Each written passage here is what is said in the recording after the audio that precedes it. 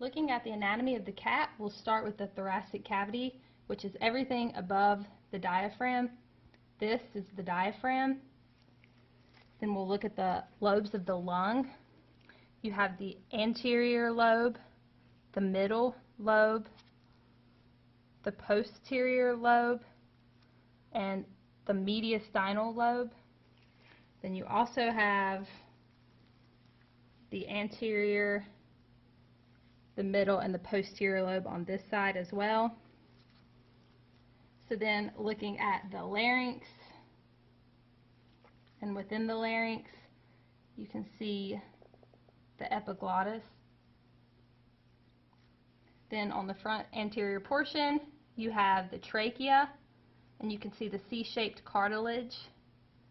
On the back of the trachea you can see the trachealis muscle, and then on the posterior portion you have the esophagus.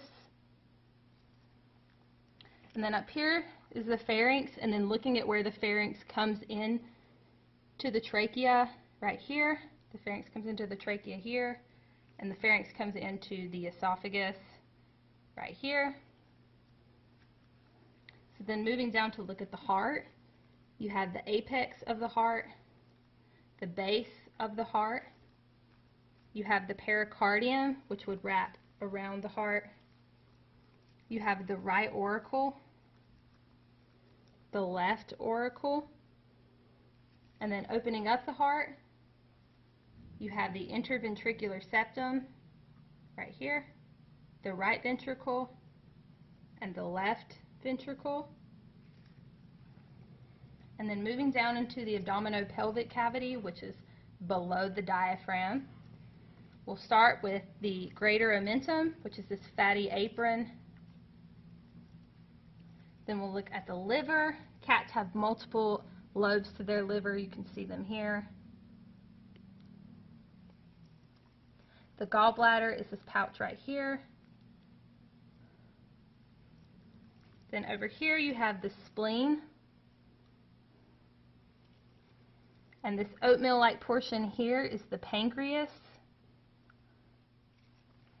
On this cat it's hard to see, but so you have the esophagus comes down and enters the stomach up here in this portion. The part where it enters the stomach is the cardia, and then up here above where the esophagus enters the stomach you have the fundus, you have the body, and the pylorus is at the bottom. And then right here you have the pyloric sphincter into the duodenum, which leads into the jejunum, which is this whole portion here, and within the jejunum you have the mesentery, which goes down to the ileum, and the ileocecal valve leads into the cecum. Then you have the ascending colon, the transverse colon, and the descending colon. Then you have two kidneys. You can see a kidney right here. There's also a kidney right here. And if we open the kidney up, we can see this outer lighter portion is the cortex. This inner darker portion is the medulla. And this right here is the renal pelvis.